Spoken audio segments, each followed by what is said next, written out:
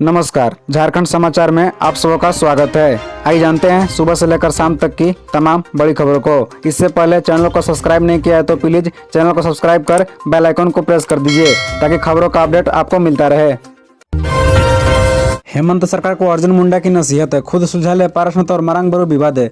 बता दें कि झारखंड के चर्चित विवाद है जैन तीर्थकर पारसनाथ के निर्वाण स्थल समेत शिखर और मरांग बरू पर बिना टिप्पणी किए केंद्रीय आदिवासी मामले मंत्री अर्जुन मुंडा ने हेमंत सरकार को सीख दी है। शुक्रवार को ओडिशा के दौरे पर जाने से पहले केंद्रीय मंत्री ने चाईबासा में मीडिया से बात करते हुए समेत शिखर और मरांग बरू विवाद पर कहा कि हेमंत सरकार को इन मामलों को खुद ही सुलझा लेना चाहिए। विवाद बड़ा होने से कोई फायदा नहीं है, केवल अस्थिरता का माहौल बनेगा। जनजातीय मामलों के केंद्रीय मंत्री अर्जुन मुंडा ने कहा कि विधि व्यवस्था की जिम्मेदारी राज्य सरकार की होती है, इसलिए राज्य के माहौल में किसी भी प्रकार के विवाद को सुलझाने का जिम्मा भी राज्य सरकार का ही है। राज्य में आदिवासी और सभी वर्गों के धार्मिक स्थलों पर संरक्षण हो और सूबे का विकास भी हो, ये राज्य सरकार की पहली प्राथमिकता होनी चाहिए। अर्जुन मुंडा ने सरना धर्मकोड पर मुख्यमंत्री हेमंत सोरेन को सलाह देते हुए कहा कि यह मामला आदिवासी समुदाय के सामूहिक विचारों पर छोड़ देना चाहिए, क्योंकि किसी एक राज्य के आदिवासी को पहचान नहीं होती है बल्कि उनकी पहचान पूरे देश के लिए होती है। इसके लिए कई मापदंड भी होते हैं। कैंसर मरीजों के लिए बड़ी मुश्किलें, रिम्स के रेडिएशन और केमोथेरेपी सुविधा 10 दिनों से बदहाल। बता दें कि झारखंड के सबसे बड़े अस्पताल रिम्स में कैंसर मरीजों को मुश्किलों का सामना करना पड़ रहा है। अस्पताल में लगाई गई रेडिएशन मशीन तकरीबन 10 दिनों से खराब है। ऐसे में यहाँ पहुंचने वाले कैंसर मरीजों को निःशुल्क रेडिएशन और कीमोथेरेपी की सुविधा नहीं मिल पा रही है। इसके चलते गरीब कैंसर मरीज संकट में है, उन्हें बाहर के अस्पतालों में ज्यादा पैसा खर्च कर रेडिएशन कराने को मजबूर होना पड़ रहा है। बता दें कि रिम्स में रोज करीब 35 लोग रेडिएशन कराने पहुंचते हैं। जानकारी के अनुसार रिम्स में इलेक्ट्रा कंपनी से रेडिएशन मशीन की खरीदारी हुई थी, उसके बाद से मेंटेनेंस का काम भी उसी को करना था। खराब होने के बाद जब कंपनी को इंजीनियर भेजकर मशीन मरम्मत कराने की बात कही गई तो कंपनी ने पैसा बकाया होने के बाद का मरम्मत से इनकार कर दिया। बताया जाता है कि कंपनी का रिम्स के पास 2 करोड़ रुपए से अधिक का बकाया है। अब जब तक रिम्स कंपनी को पैसे भुगतान नहीं करेगा तब तक कैंसर के मरीजों को रेडिएशन कराने के लिए बाहर पैसे खर्च करने होंगे।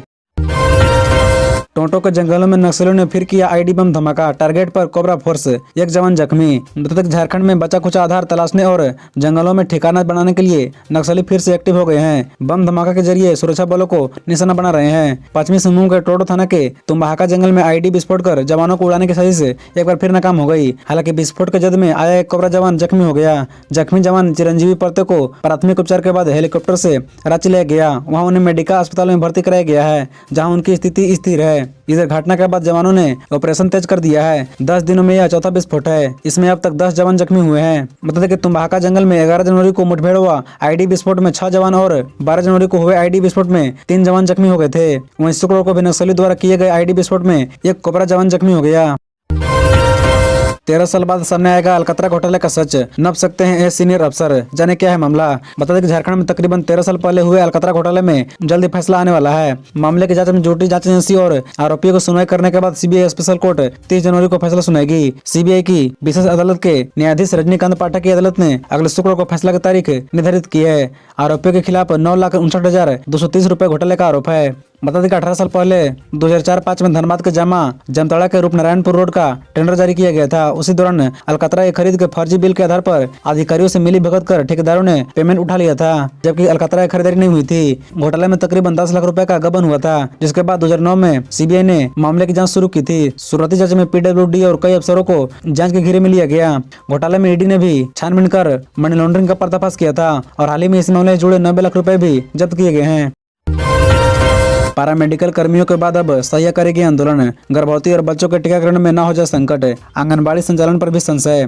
बता दें कि राज्य के पैरामेडिकल कर्मी अनिश्चितकालीन हड़ताल पर हैं। ऐसे में राज्य भर के PSC CSC में इलाज लगभग बंद है। अब आंगनबाड़ी संचालन में भी परेशानी आ सकती है। ऐसा इसलिए हो सकता है कि राज्य में कार्यरत 42,000 सहिया भी आंदोलन के मूड में आ गई है। उन्होंने आंदोलन की रूपरेखा भी बना ली है। उन्होंने आंदोलन की तारीख की घोषणा भी कर दी है। सभी 42,000 सहिया 23 जनवरी को आंदोलन के मूड में है। इस बाबत सहिया संघ की ओर से मुख्यमंत्री, स्वास्थ्य मंत्री तथा स्वास्थ्य सचिव के नाम ज्ञापन सौंपा गया है।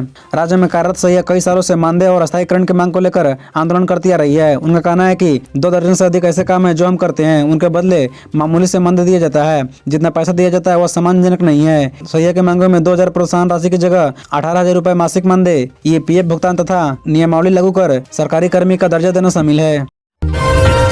23-24 जनवरी को देवघर में बैठक। प्रदेश भाजपा अध्यक्ष दीपक प्रकाश बोले, रामगढ़ उपचुनाव में उम्मीदवार की घोषणा केंद्रीय नेतृत्व सही समय पर करेगा। बता दें कि प्रदेश भाजपा अध्यक्ष दीपक प्रकाश ने कहा कि रामगढ़ उपचुनाव में उम्मीदवार की घोषणा सही समय पर केंद्रीय नेतृत्व करेगा। शुक्रवार को प्रदेश भाजपा कार्यालय में हुई प्रेस वार्ता में रामगढ़ विधानसभा उपचुनाव के संदर्भ में पूछे गए सवाल पर प्रकाश ने कहा कि आजसू से भाजपा का पुराना और नैसर्गिक संबंध है। झारखंड आंदोलन में दोनों पार्टियों ने साथ साथ संघर्ष किया है। भाजपा राष्ट्रीय पार्टी है, इसलिए उम्मीदवार की विधिवत घोषणा सही समय पर केंद्रीय नेतृत्व करेगा। राष्ट्रीय नेतृत्व से विचार विमर्श के बाद उम्मीदवार की अधिकृत घोषणा होगी। प्रदेश अध्यक्ष ने कहा कि राष्ट्रीय कार्य समिति की बातों और संकल्पों को जमीन पर उतारने के लिए 23-24 जनवरी को देवघर में प्रदेश कार्य समिति की 2 दिवसीय बैठक होगी। 23 जनवरी को सुबह 10 बजे से प्रदेश पदाधिकारी, जिला अध्यक्ष, जिला प्रभारी और मुख्य नेताओं की बैठक होगी। उसी दिन अपराह्न 3 बजे कार्य समिति की बैठक होगी। प्रेस वार्ता में मीडिया प्रभारी शिवपूजन पाठक और प्रदेश प्रवक्ता प्रतुल साधव भी उपस्थित थे।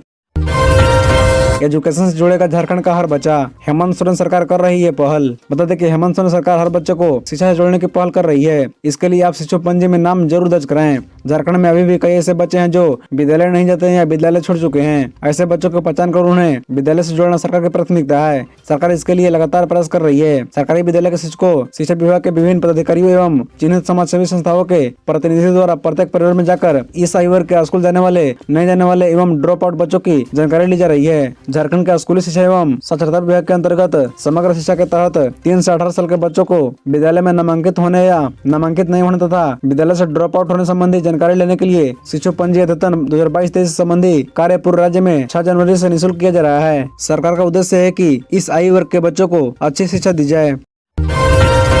ये जाम कहीं ले लेना जान, स्कूल बसें, एम्बुलेंस भी रोज फंस रही जाम में। 2 घंटे देरी से घर पहुंच रहे हैं बच्चे। बता दें कि शहर में रोजाना जाम लगना आम बात है, लेकिन अब जाम में आम लोगों के साथ स्कूल बस, मरीज को हॉस्पिटल ले जा रही एम्बुलेंस भी फंस रहा है। कभी कांडाटोली रोड तो कभी Ratu road, Harmu road, Doranda, MG road पर सुबह से शाम तक सैकड़ों स्कूल बस और 10-12 एम्बुलेंस जाम में फंस रहा है। सबसे खराब स्थिति स्कूल बच्चों को हो रही है। जाम की वजह से अधिकतर स्कूल के बच्चे 1 घंटे देर से घर पहुंच रहे हैं। बस में बैठे बैठे ही बच्चे सो जा रहे हैं। शुक्रवार को भी पूरा शहर जाम रहा। हारमू बाईपास, सर्कुलर रोड, कचहरी चौक से नागा बाबा घाटल होते हुए पिस्का मोड़, कांडाटोली से बहु बाजार तक लंबा जाम लगा रहा। हारमू बाईपास और रातू रोड में दोपहर 20 मिनट तक एम्बुलेंस फंसा रहा। चौराहा पर तैनात पुलिसकर्मी वाहन को हटा रहे थे, फिर भी जाम नहीं हटा। इस दौरान कई स्कूल बस जाम में फंसी रही।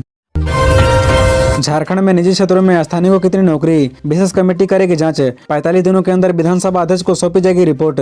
बता दें कि झारखंड सरकार ने 75% निजी क्षेत्र की नौकरी स्थानीय को मिल रही या नहीं, इसकी जांच करेगी। झारखंड विधानसभा ने इसके लिए एक कमेटी तैयार की है, जिसमें 5 विधायक शामिल है। नलिन सोरेन इस कमेटी के संयोजक हैं। इसके साथ ही प्रदीप यादव, नारायण दास, सुदेव कुमार और भूषण बाड़ा सदस्य हैं। यह कमेटी जाँच करेगी कि सरकारी कार्यालय में कितने स्थानीय लोगों को नौकरी मिली है। कमेटी यह भी जाँच करेगी कि सरकारी कार्यालय में निजी एजेंसियों द्वारा कितने स्थानीय लोगों को नौकरी दी गई है। यह कमेटी 45 दिनों में रिपोर्ट तैयार करके विधानसभा के अध्यक्ष को सौंपेगी। इस कमेटी का गठन विधानसभा के शीतकालीन सत्र के दौरान ध्यानाकर्षण के दौरान उठाए गए सवाल के आधार पर किया गया है। विधायक सुदेव कुमार और प्रदीप यादव ने पिछले साल 21 दिसंबर को सदन में ध्यानाकर्षण में इससे संबंधित मुद्दा उठाया था। विधायक ने सवाल किया था कि झारखंड राज्य के स्थानीय उम्मीदवारों का नियोजन अधिनियम 202 और इसकी नियमावली 2022 अधिसूचित है। 15 महीने में पूरा होगा हर घर नल जल योजना का लक्ष्य, झारखंड सरकार ने केंद्र को दिया आश्वासन। बता दें कि झारखंड सरकार ने जल शक्ति मंत्रालय की टीम को आश्वस्त किया है कि हर हाल में झारखंड में हर घर नल जल योजना का लक्ष्य मार्च 2024 तक पूरा कर लिया जाएगा। केंद्रीय जल शक्ति मंत्री गजेंद्र सिंह शेखावत ने गुरुवार को प्रोजेक्ट भवन में मुख्यमंत्री हेमंत सोरेन एवं पेयजल एवं स्वच्छता मंत्री मिथिलेश ठाकुर के साथ जल जीवन मिशन व स्वच्छ भारत मिशन की कामकाज की समीक्षा की। केंद्रीय मंत्री ने कहा कि मुझे भरोसा है कि झारखंड में समय पर जल जीवन मिशन की योजना पूरी होगी। अभी योजना पूरी होने में लगभग 15 महीने का समय बचा है। ऐसे में इस योजना को विस्तार दिया जाएगा कि नहीं, अभी कुछ नहीं कहा जा सकता है। बैठक के दौरान राज्य सरकार की ओर से मुख्यमंत्री व विभागीय मंत्री की ओर से कहा गया कि झारखंड की भौगोलिक परिस्थिति जटिल है, इस वजह से योजनाओं को पाइपलाइन में लाने में दिक्कत आती है। इसके बावजूद मार्च 2024 तक 100% लक्ष्य हासिल कर लिया जाएगा। बैठक में मुख्य सचिव सुखदेव सिंह, जल शक्ति मंत्रालय के सचिव विनी महाजन, पेयजल एवं स्वच्छता सचिव मनीष रंजन समेत विभागीय अधिकारी मौजूद थे। सरकारी स्कूलों में शुरू होगी हेडमास्टर नियुक्ति प्रक्रिया, शिक्षा विभाग की ओर से जेपीएससी को लिखा पत्र। 3000 से अधिक पदों पर होगी नियुक्ति। बता दें कि राज्य के तमाम सरकारी स्कूलों जहां प्राचार्य नहीं है वहां नियुक्ति की जाएगी। ये नियुक्ति प्राथमिक माध्यमिक से लेकर +2 स्तर तक की जाएगी। जल्द ही प्रक्रिया शुरू कर दी जाएगी। शिक्षा विभाग इस नियुक्ति प्रक्रिया को शुरू करने में जुटा हुआ है। विभागीय सूत्रों के मुताबिक इन नियुक्तियों के लिए जेपीएससी को पत्र भेजा गया है। मिली जानकारी के अनुसार माध्यमिक शिक्षा निदेशालय के अंतर्गत झारखंड +2 विद्यालय शिक्षक एवं शिक्षकेतर कर्मचारी नियुक्ति एवं सेवा शर्ती नियमावली 2022 पर सहमति अनुमति दे दी गई है। राज्य में 13,000 मिडिल स्कूल हैं, जिनमें 3,296 मिडिल स्कूलों में ही प्रधानाध्यापक के पद सृजित हैं, जिनमें से मात्र 89 में हेडमास्टर कार्यरत हैं। अन्य स्कूलों में प्रभार भरोसे काम लिया जा रहा है। स्कूलों में शिक्षकों की कमी है। ऊपर से प्रचार का प्रभाव मिलने से अधिकांश शिक्षक ऑफिशियल कामों में लगे रह जाते हैं। ऐसे में पढ़ाई पर प्रभाव पड़ रहा है। विभाग के मुताबिक वर्ष 2006 में मिडिल और प्राइमरी स्कूलों के लिए प्राचार्यों की नियुक्ति प्रक्रिया शुरू की गई थी, लेकिन किसी कारणवश वह नियुक्ति नहीं हो पाई।